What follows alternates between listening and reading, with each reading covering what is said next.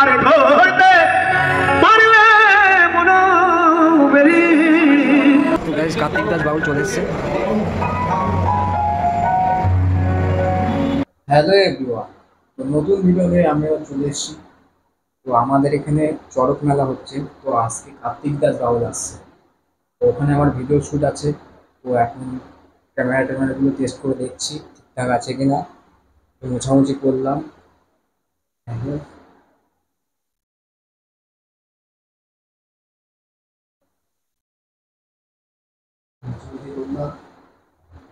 যাবো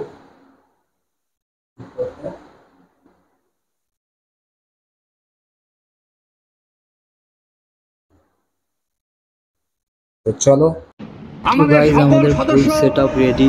কর্মকর্তা মূল সন্ন্যাসী শঙ্কর মণ্ডল, শেষ সন্ন্যাসী দিলীপ সরকার এই গাড়িতে করে এসছে। গাইস কার্তিক দাস বাউল চলে এসছে।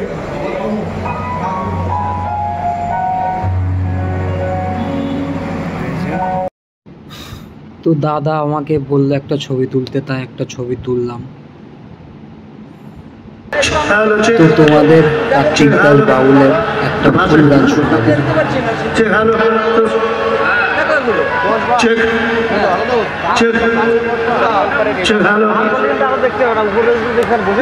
দেখা যাচ্ছে না দুটো লাইটের জন্য, মুখ টুক দেখা যাচ্ছে না কিছু।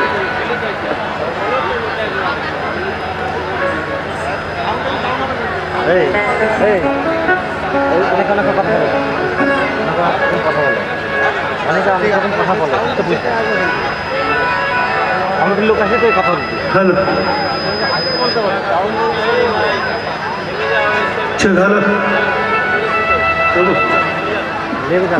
হচ্ছে না, ও বলবে আর সন্ধ্যা তো বলা যাবে না, রাত তো অনেক বাজি এখন।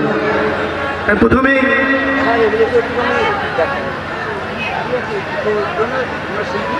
1430 পিছনে ফেলে আমরা 1431কে আমরা স্বাগত জানিয়েছি। ভোকাল উঠবে এই বাংলার আজকে 2 তারিখ। যারা বয়স্করা বসে আছেন, শুভ নববর্ষের অনেক অনেক প্রণাম তাদের চরণে, এবং সমবয়সীদের অনেক অনেক ভালোবাসা শুভেচ্ছা নতুন বছরের। সর্বজননী শ্রী শ্রী চরক উৎসব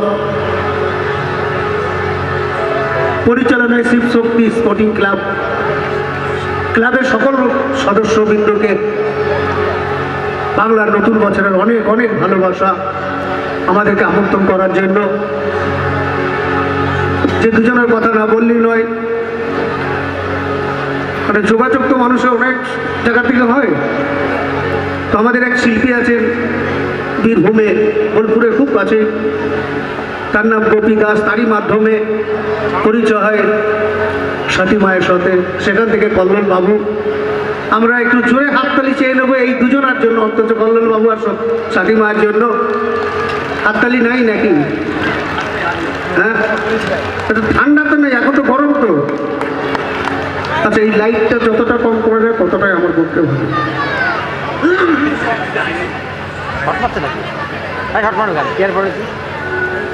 তো শুরু করবো প্রথম, কারণ কি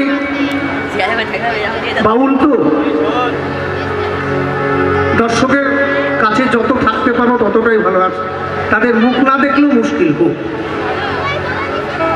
তাই আমি মাঝে মাঝে একটু বলবো কিন্তু দর্শকের দিকে একটু লাইট দিতে, আর এই লাইটটা একটু কম করতে। তার কারণ এখানে আমি জানি যেখানে প্রায় 4-5 জন ইউটিউব চ্যানেল, হ্যাঁ এটা খোলাটা দরকার ছিল, করছেন, তাদেরও লাইটের প্রয়োজন।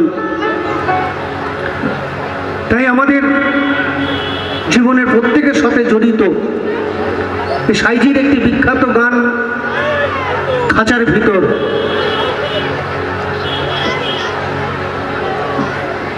আমি কথা না বলে গান শুরু করব। বিগত কয়েকটা বছর আমি ইনফ্যাক্ট করোনার সময় আমি এসেছি, মানে করোনা পরিষ্কার পাই না। গাইঘাটাতে প্রোগ্রাম করে গেছি, নদীর ধারে একদম শ্মশানে। তারপরে এই আশা। তো সাইগো কিভাবে বিশ্লেষণ করেছেন যে বাঁশ আমাদের কিভাবে কাজে লাগে।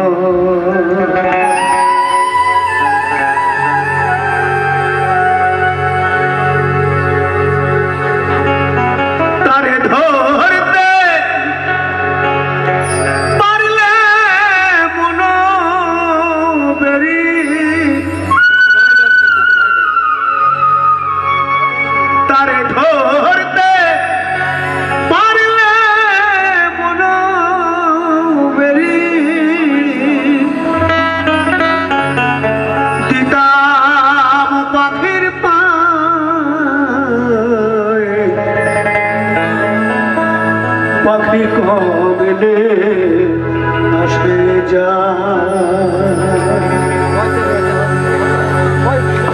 এই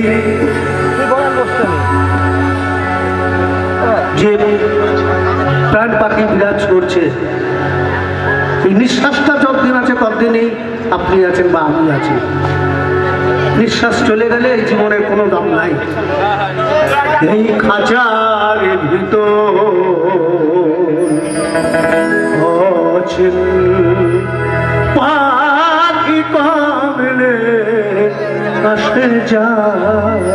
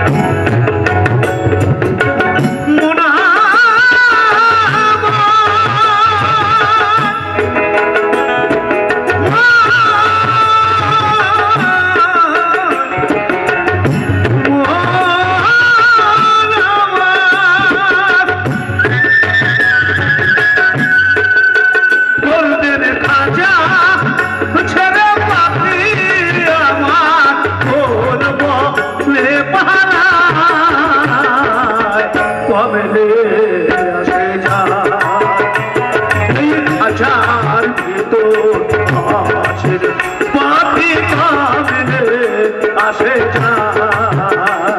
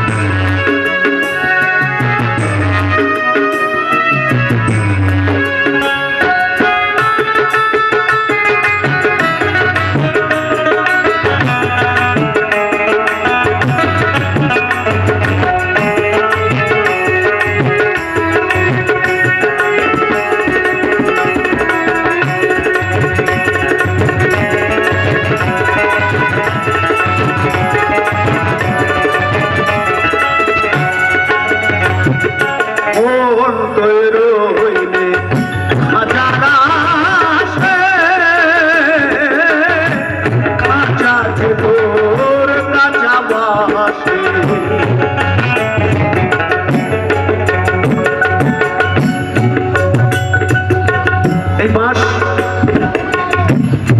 দেখুন, একবার ভেবেছি আজ থেকে যদি আমরা 20-30 বছর পিছনে চলে যাই, এই যে প্যান্ডেলটা হচ্ছে এটাও বাঁশ দিয়ে। তখন এত নার্সিংহোম হসপিটাল ছিল না।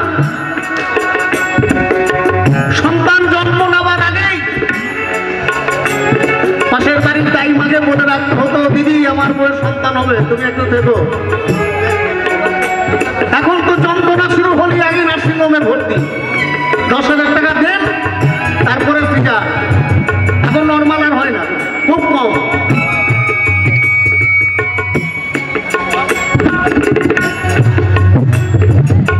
তখনকার দিনে গ্রামে কি ছিল? একটু গরম জল, একটু সাদা কাপড়, আর বাঁশ বাগান থেকে বাঁশ কেটে নিয়ে তাকে প্লেটের মতো ধার করানো হতো। সন্তান জন্ম নিলেই নাভি কুণ্ডুটা কেটে দিত না? হ্যাঁ, আমাদের সময় তাই হয়েছিল। তাহলে যেদিন এই পৃথিবীতে এসেছে সেদিনও কিন্তু বাঁশ, আর যেদিন যাবো পৃথিবী থেকে সেদিনও বাঁশ। বাঁশ আমাদের সবার প্রয়োজন, কিছু না কিছু কাজে লেগেই থাকে।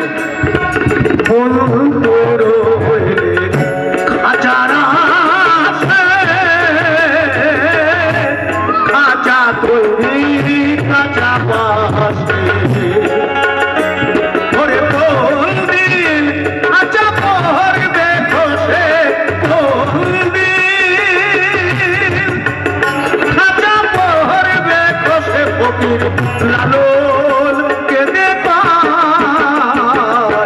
পামিলে আসে যায়, এই খাঁচার ভিতর ফাঁসিলে পাখি কামিলে আসে যায়। তারে ধরতে পারিলে বলবেরি, ধরতে পারিলে বলবেরি, দিতাম পাখির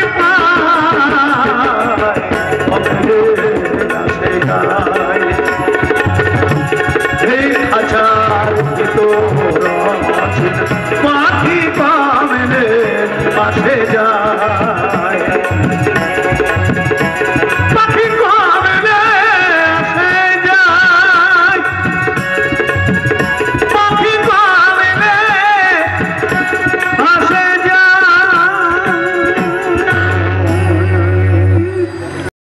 তো আজকের মতো ভিডিও এ পর্যন্ত। তো ভালো লাগলে লাইক, কমেন্ট, শেয়ার, সাবস্ক্রাইব করে দিও। তো চলো, টাটা।